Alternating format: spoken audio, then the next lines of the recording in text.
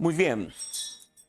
En la clase pasada, porque estamos en el capítulo 22 de Génesis, recuérdenlo. En la clase pasada nosotros vimos un cuadro gráfico de el sacrificio perfecto de Cristo. Nosotros vimos cómo Abraham subió al monte Moria obedeciendo a Dios para sacrificar a su hijo, y la razón es porque Dios se lo había pedido. Y vemos allí muchos detalles importantes con respecto al proceso disciplinario de Dios con Abraham y con Isaac en este caso.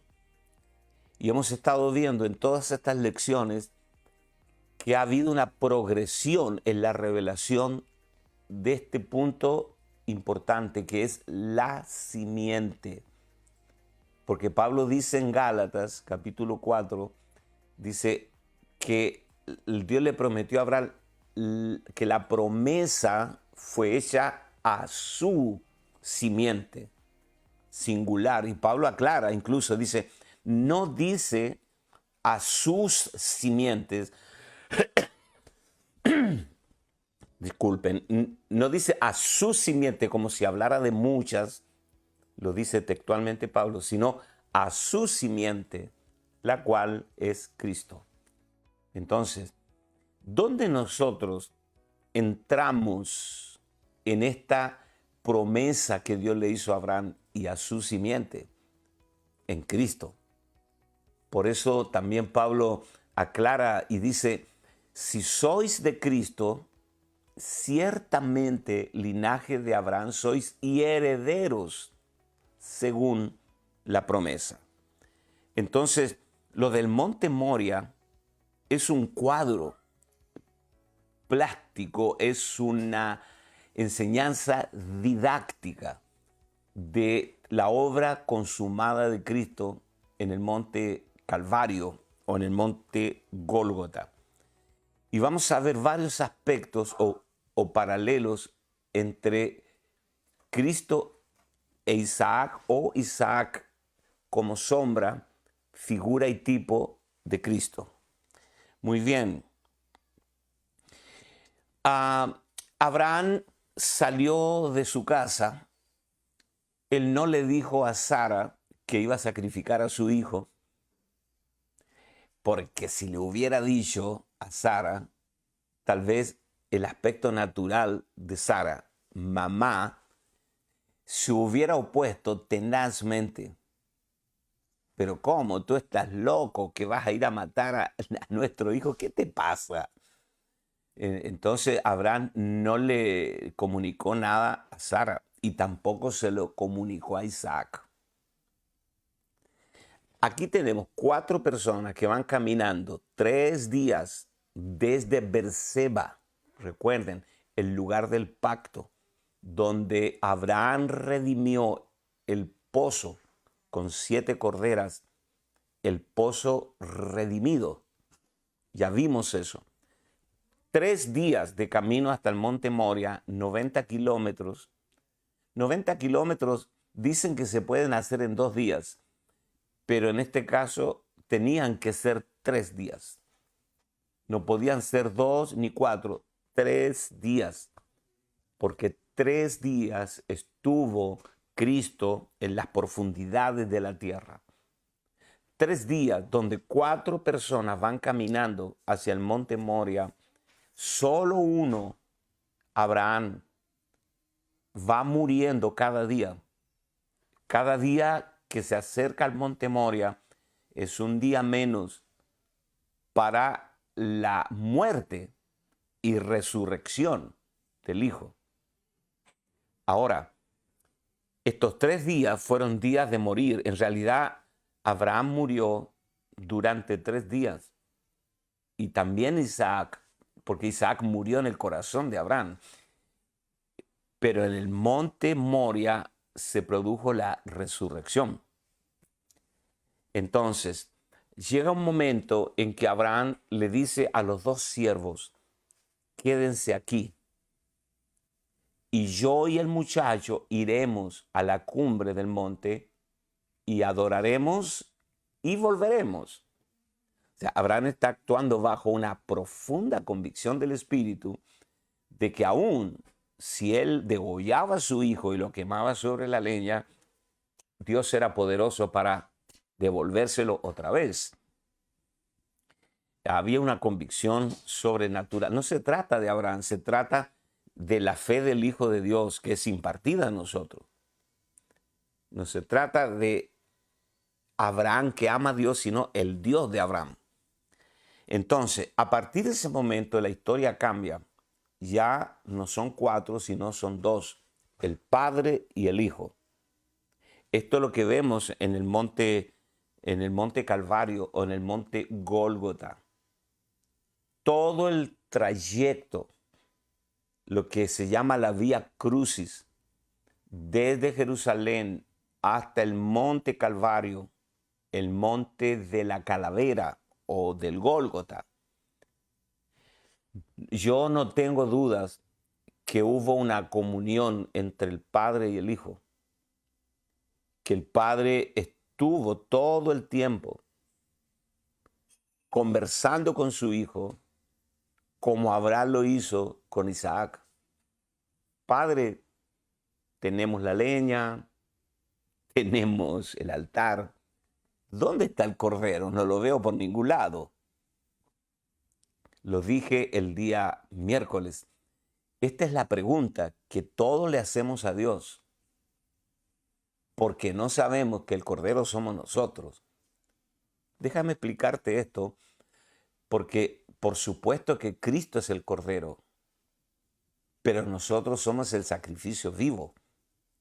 Y Pablo lo dice claramente en Romanos 12.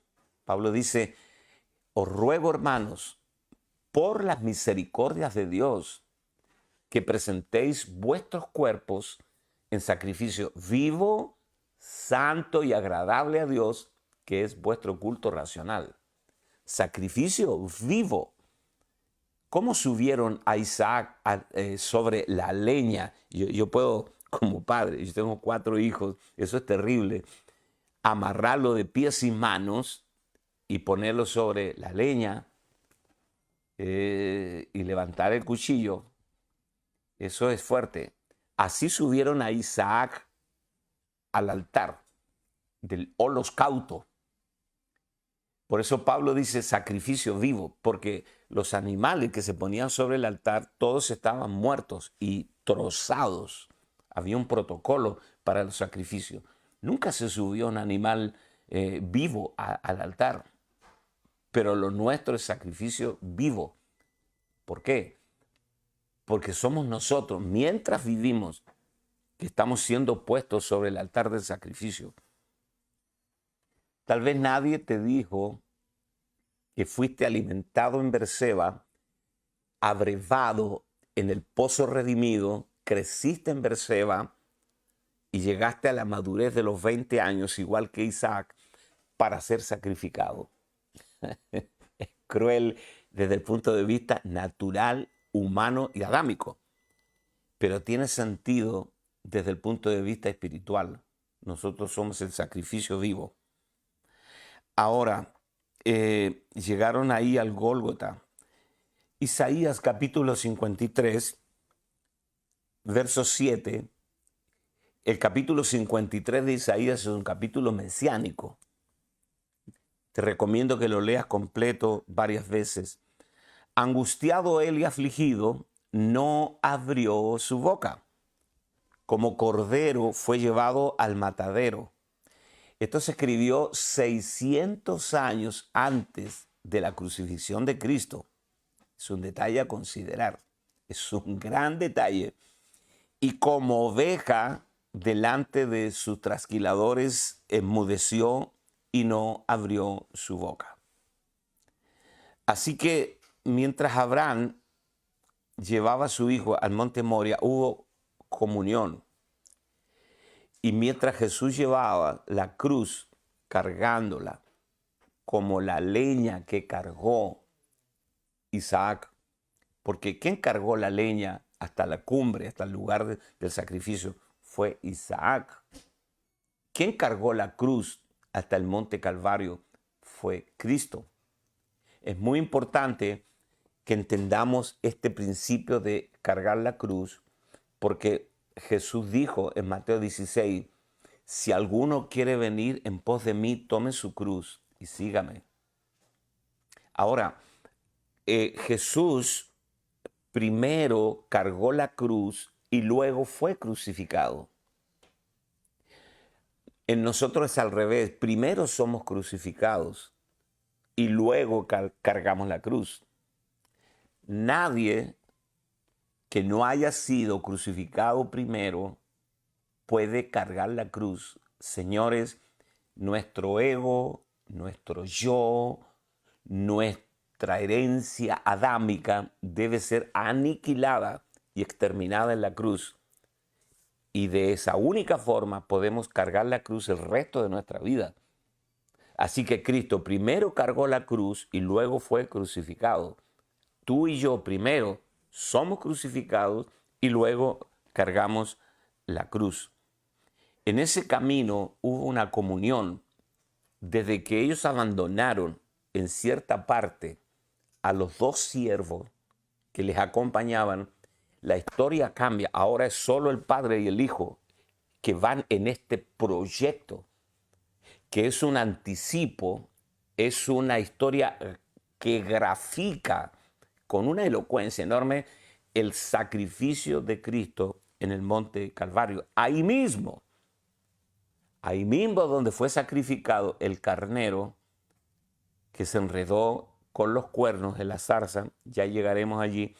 Ahí mismo fue sacrificado Cristo. Entonces, ¿qué vemos? Primero, Abraham tenía un solo hijo. No contemos a Ismael. Ismael ya no es parte de la historia. Dios lo rechazó y no se sientan mal, por favor, los humanistas, porque estamos viendo este asunto desde una perspectiva absolutamente espiritual. Estas son metáforas. Entonces, sí, sucedió la historia, pero sucedió por causa de las realidades que nosotros experimentamos ahora. Abraham tenía un solo hijo, el hijo de la promesa, llamado Isaac, lo mismo que el Padre. El Padre Celestial tenía un solo hijo. Dice Juan 3:16, porque de tal manera amó Dios al mundo que envió a su Hijo unigénito, para que todo aquel que en él crea sea salvo. Porque de tal manera amó Dios al mundo que envió a su Hijo unigénito, para que todo que en él crea sea salvo y tenga vida eterna. Es su único Hijo. Cuando Cristo muere y resucita, atento acá los estudiantes de la Biblia, cuando Cristo muere y resucita, nunca más se le vuelve a llamar a Cristo el Hijo unigénito, sino el primogénito, el primero de muchos. Dice el libro de Hebreos, para llevar muchos hijos a la gloria.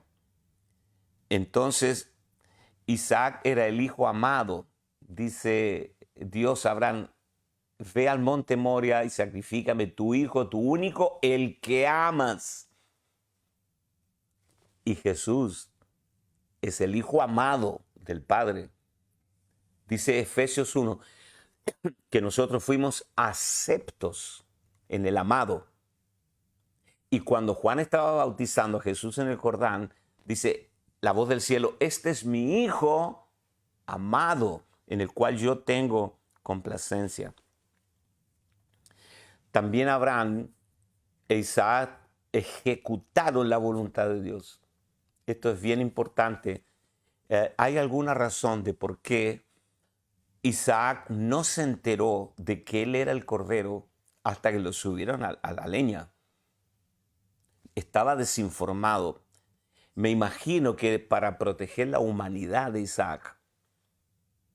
Pero cómo se dejó subir sobre la leña, esa es otra historia. Porque no dice la Biblia que Abraham tuvo que luchar con Isaac, noquearlo y luego amarrarlo, sino que se dejó amarrar, se dejó subir a la leña. Entonces fue Isaac la figura de Cristo sumiso. Jesús dijo, dice, para esto yo he venido, para poner mi vida en rescate por muchos. Nadie me quita la vida, sino que yo de mí mismo la pongo y la vuelvo a tomar.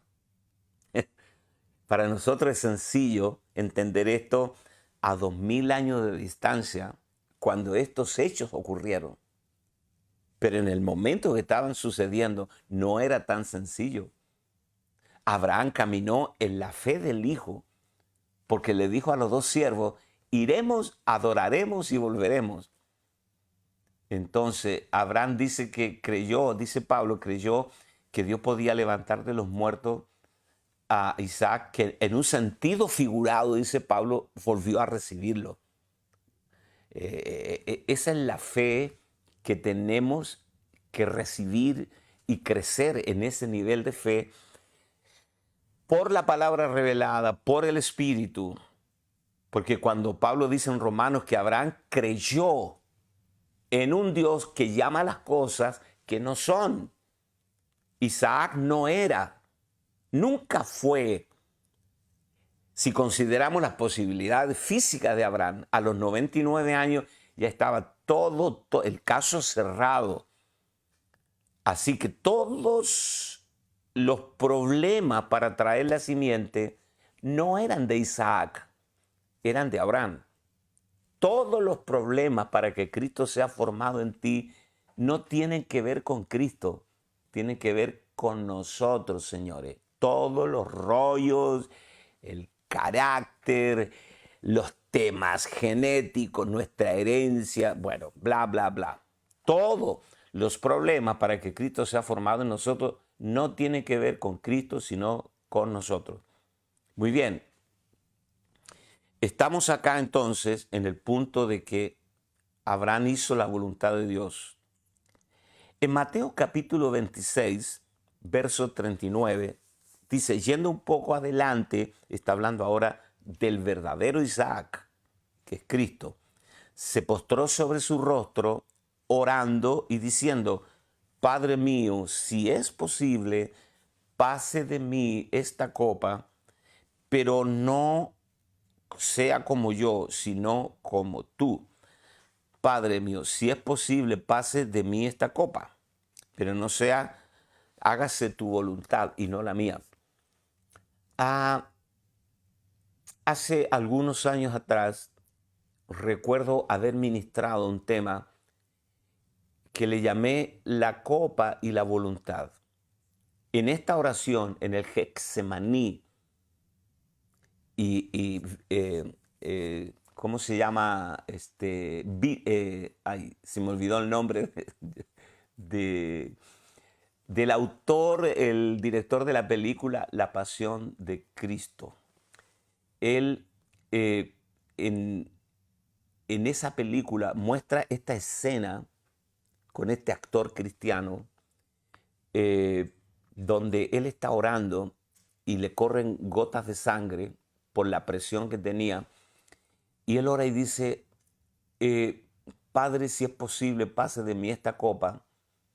Y esta oración la hacen en el arameo en que Jesús hablaba el arameo. Y lo traducen ahí, lo subtitulan en español. Padre, si es posible, pase de mí esta copa. Mel Gibson era el director. Si pase de mí esta copa, pero no se haga mi voluntad sino la tuya. Entonces, yo ministraba este punto, la copa y la voluntad. La copa amarga muchas veces son las situaciones difíciles que nos toca transitar. Dios puede librarnos. Dice la Escritura, muchas son las aflicciones del justo, pero de todas ellas le librará Jehová. Muchas son las aflicciones del justo, pero de todas ellas le librará Jehová. Estas aflicciones que nos toca vivir en el transcurso de nuestra vida representan la copa. Jesús siempre ora bien, Él nunca ora mal. Y estaba colgado, no, todavía no, estaba en el monte de los olivos, orando y diciendo, Padre, si es posible, pase de mí esta copa. Él sabe que el trago amargo Dios se lo puede evitar, el Padre. Esto es muy importante que tú aprendas a orar eso. Hay situaciones difíciles en las que Dios nos va a librar. Pero lo que no puede pasar es la voluntad. Dios te puede librar de la copa amarga, pero nunca te va a eximir de que Dios haga la voluntad de Él en tu vida. No es lo mismo la copa que la voluntad. La copa puede pasar. Jesús está diciendo, Padre, si es posible, pase de mí esta copa, pero la voluntad nunca puede ser negociada. Ahora, cuando la copa llega a ser la voluntad, cuando copa y voluntad son la misma cosa, así te ore quien te ore, el propósito de Dios se va a cumplir y vas a tener que atravesar todo el valle de sombra y de muerte para tu bien. Espero haber explicado eso bien. Ahora, vemos que el Abraham e Isaac cumplieron la voluntad de Dios, como dice, a pie juntilla, ¿no? Entonces Abraham sabía que había un punto en su vida que no podía ser negociado, sacrificar a su hijo. Por eso no se lo comunicó ni a los siervos que lo acompañaron. Los siervos iban allí cooperando, no sabemos exactamente en qué, pero tal vez ocupándose de los animales, tal vez de la cabalgadura, pero llegaron hasta ahí. Nunca se enteraron. Isaac tampoco se enteró, Sara tampoco se enteró, solo Abraham. Y quiero decirle algo a los hombres y mujeres de Dios. Hay tratos en donde solamente se trata de ti y Dios. No cabe un tercero, aunque sea la mujer que duerme contigo o el hombre que duerme contigo. No hay un espacio para terceros. Esa es la voluntad de Dios. Como Jacob, que luchó con el Señor toda la noche hasta que rayaba el alba. Solo Jacob y el Señor. No hay espacios para terceros. Cuando tú mueras físicamente, vas a morir solo. Tus seres queridos van a quedar vivos a tu lado. No te pueden acompañar al más allá. Es tu experiencia, es tu muerte. Cuando tú comienzas a morir a todo lo que Dios rechaza, aunque tú te abraces a aquello con dientes y muelas y Dios quiere sacarlo de ti, en ese espacio de muerte no caben terceros. Señores, esto tú tienes que entenderlo. Entonces, dice Pablo en Filipenses capítulo 2, verso 8, y estando en la condición de hombre, se humilló a sí mismo, haciéndose obediente hasta la muerte y muerte de cruz. En la cruz había muchas cosas involucradas en la muerte de Cristo. Nosotros sabemos que todo el universo fue redimido en la obra consumada de la cruz.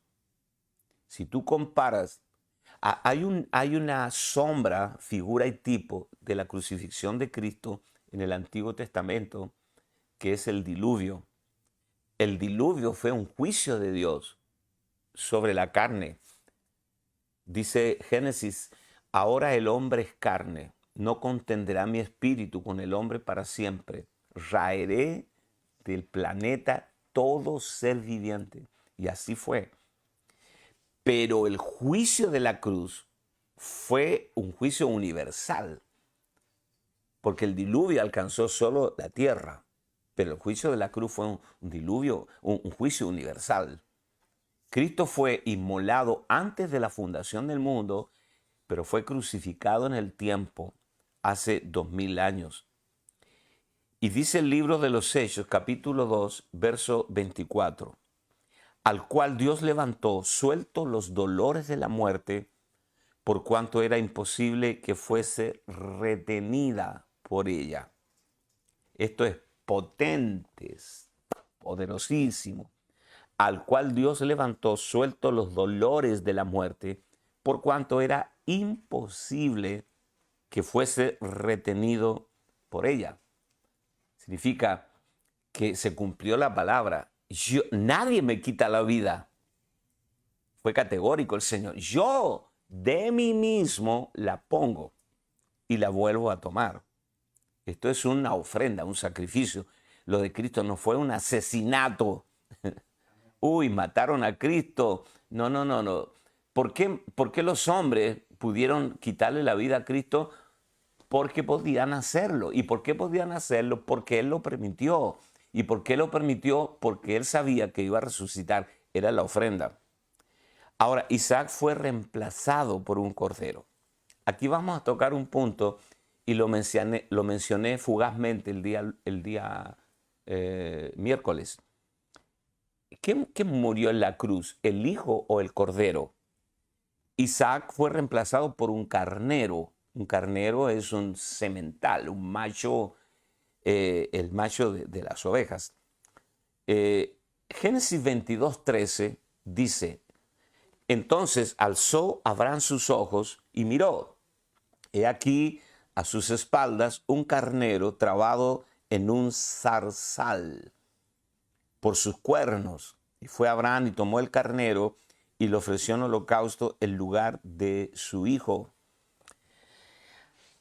Esto es muy importante, diferenciar el cordero del hijo. En Juan capítulo 1, verso 14, esto es lo que dice Juan, hablando del hijo. Y vimos su gloria, gloria como la del unigénito del Padre, lleno de gracia y de verdad. Vimos su gloria, dice Juan 1, gloria como la del unigénito, el único hijo, lleno de gracia y de verdad. Sin embargo, en el verso 29 del mismo capítulo, Juan 1 dice que Juan Bautista dijo, he ahí el Cordero de Dios que quita el pecado del mundo. Le llama hijo y luego le llama cordero.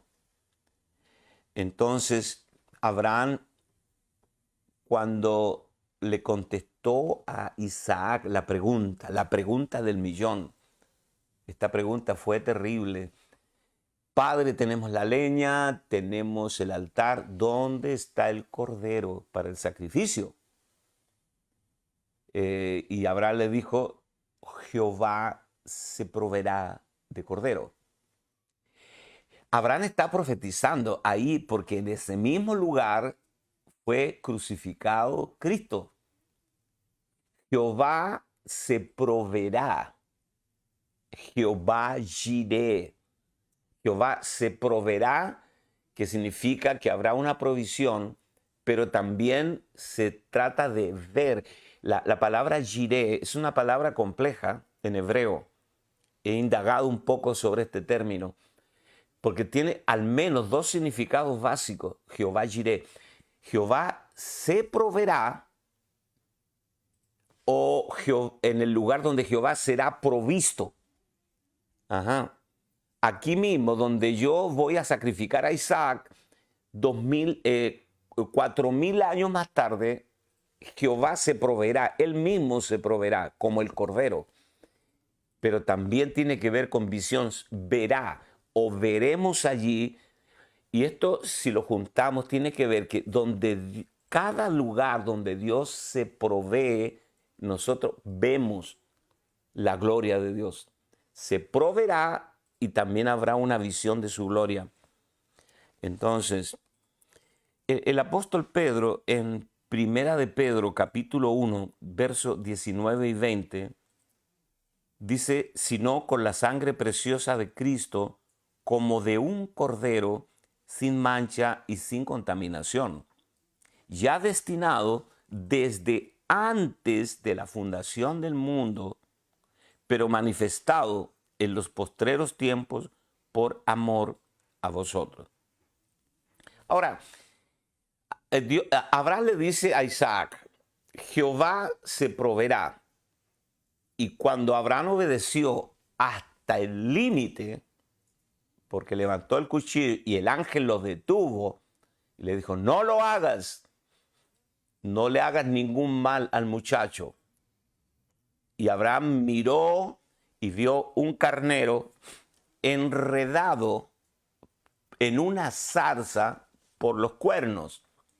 La zarza representa la simplicidad del ser humano. La zarza es un arbusto ordinario que está por todos lados, como los seres humanos sin Cristo.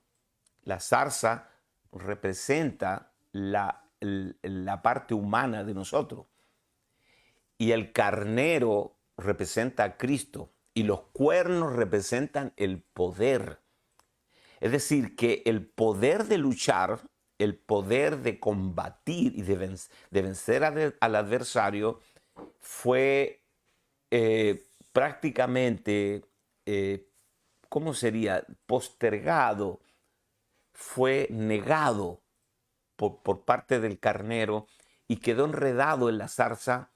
Es decir, que el Cristo hombre, con todo su poder, que podía parar tormentas y todo, se enredó en la humanidad para siempre.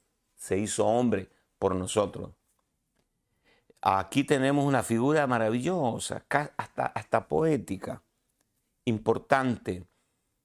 Y bueno, el Cordero representa un aspecto de Cristo. Ya voy a leer unos pasajes aquí. En Primera de Pedro, capítulo 3, verso 18, porque me importa mucho este tema del Cordero, dice que también Cristo padeció una sola vez por los pecados, el justo por los injustos, para llevarnos a Dios, siendo a la verdad muerto en la carne, pero vivificado en espíritu. Cuando Juan está describiendo el Apocalipsis, él está teniendo la revelación de Cristo en el capítulo 5, dice que había un libro con 7 sellos que nadie podía abrir, y dice Juan, yo lloraba mucho, pero el anciano vino y me dijo, no llores, no llores, porque el león de la tribu de Judá, el Cordero, es digno de abrir el libro y de desatar sus sellos. Y me volví y miré, dice, y aquí un trono, y en el trono un cordero, como inmolado. Aquí tenemos esta figura del cordero, porque la pregunta es, ¿quién murió en la cruz? ¿El hijo o el cordero? En la cruz murió el cordero. Por supuesto que el hijo es el cordero, pero murió como el cordero perfecto, no como el hijo. Y yo no quiero hilar fino, pero se necesitaba el sacrificio del cordero. El hijo no puede morir. Para que el hijo pueda morir, tiene que transformarse en un cordero, porque él es eterno. Él es el autor de la vida. Por eso dice, muchachos, a mí nadie me puede quitar la vida porque yo soy la vida. Entonces, para que él pueda morir, entrar en el proceso de la muerte, para librarnos a nosotros de la muerte, tenía que transformarse en un cordero. Entonces, fíjate cómo Apocalipsis termina.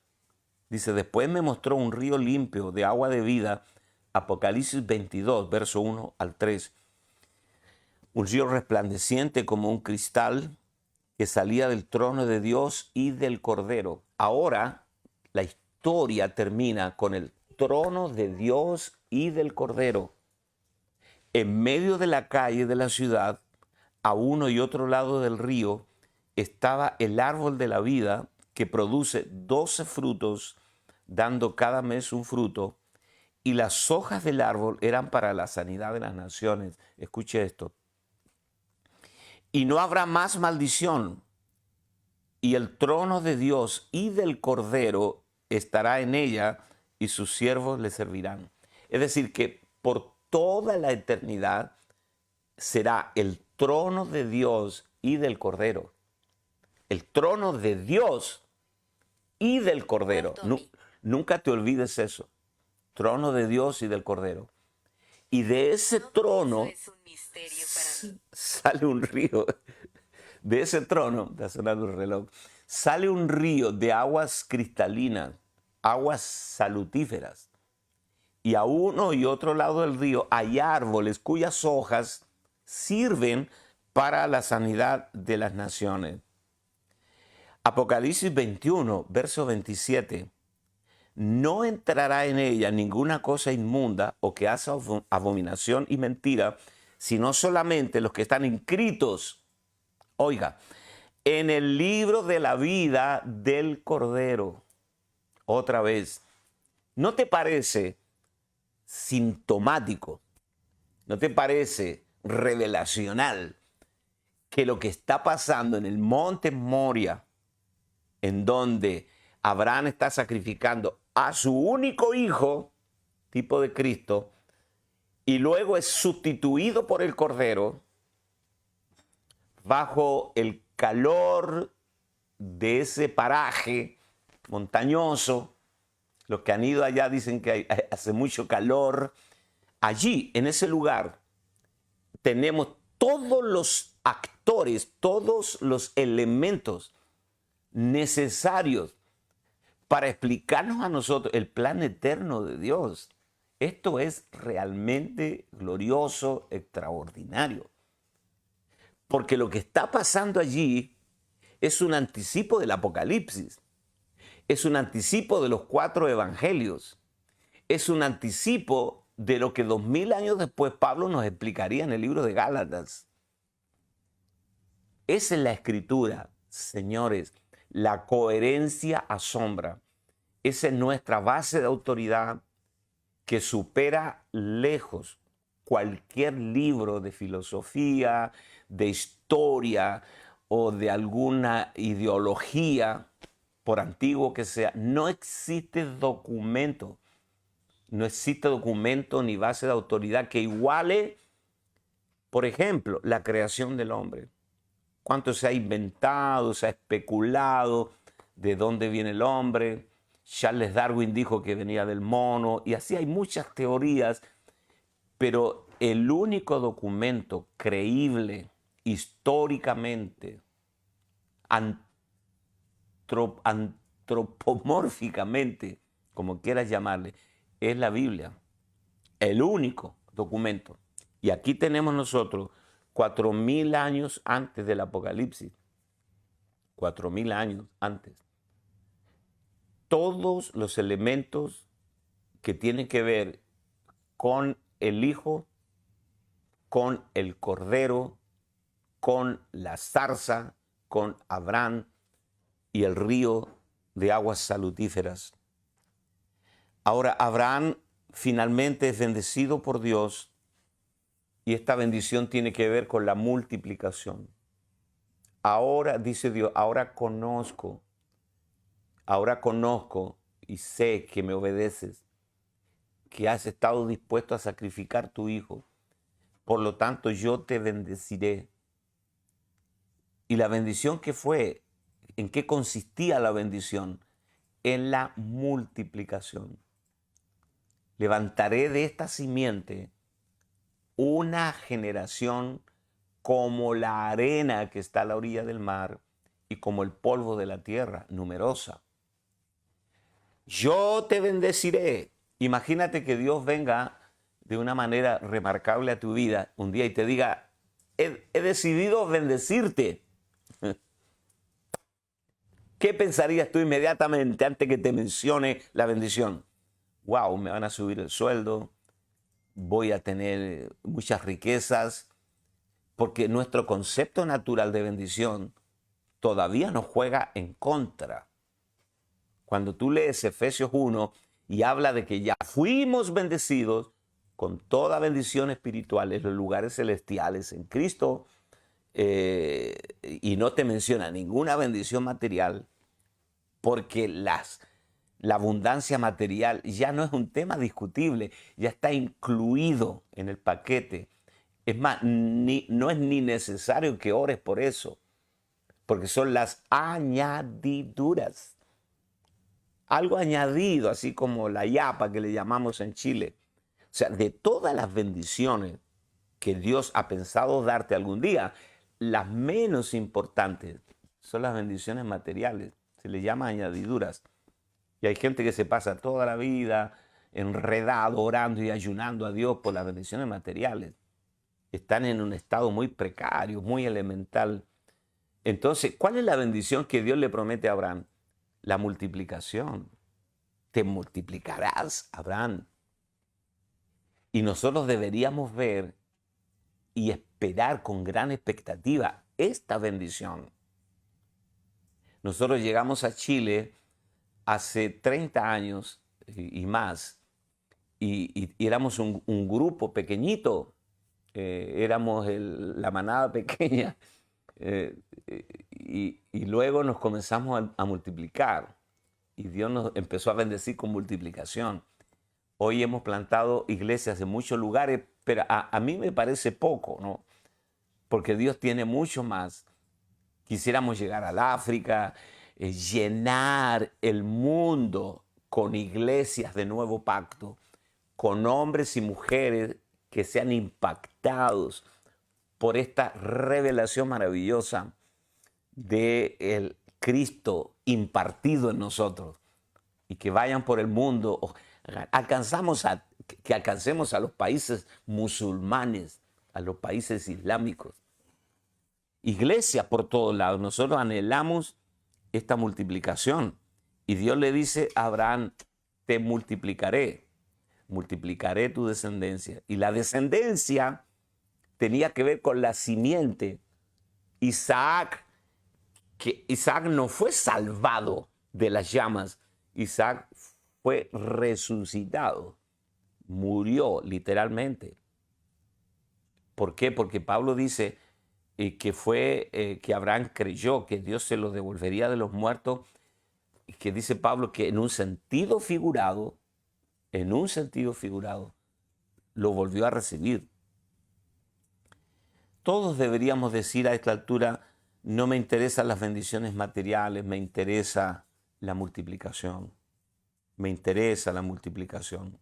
Me interesa crecer, que seamos muchos, que muchos hijos de Dios puedan levantar sus manos, adorar a Dios.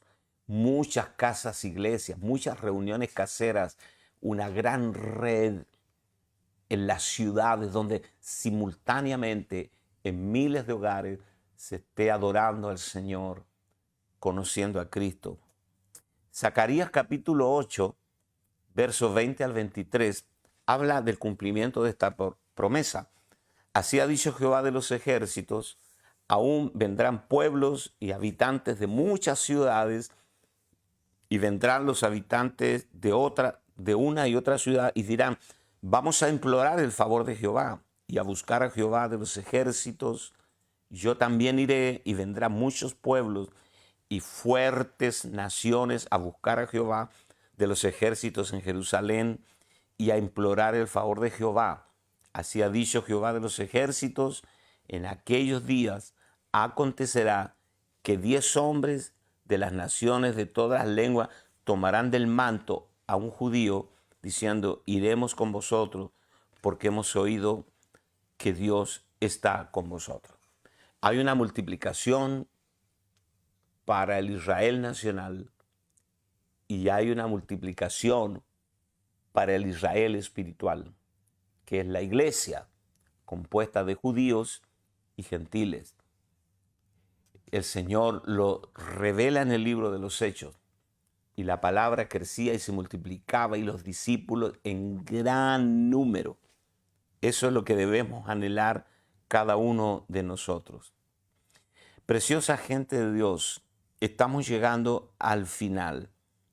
Les hablé de que Cristo es la única simiente. Y finalmente, vean esto, que es muy importante. En Génesis, Cristo es revelado de tres maneras. Otra vez, en Génesis, Cristo es revelado de tres maneras. Primero, en Génesis 22, imagínate, solamente en este capítulo, Génesis 22, Cristo es revelado de tres maneras. Primero, como el ángel del Señor, el ángel que detuvo a Abraham para que no sacrificara a su hijo. Luego es revelado como el carnero. Y finalmente es revelado como la simiente de Abraham, de donde vendría esta gran multitud, numerosa como las estrellas del cielo y como la arena que está en la orilla del mar. Así que tenemos tres figuras preciosas que nos revelan a Cristo como el ángel del Señor, como el carnero y como la simiente de Abraham. Muy bien, hemos llegado al final. Nos vemos el lunes, Dios mediante. El lunes estaremos retomando ahora el capítulo 23. Estamos llegando al final de la vida de Abraham, la muerte de Sara, que tiene que ver con la gracia, su sepultura, la cueva de Macpela. Todavía nos quedan más riquezas para disfrutar. Así que los espero el lunes a la misma hora. Bendiciones para todos. Un abrazo. Amén.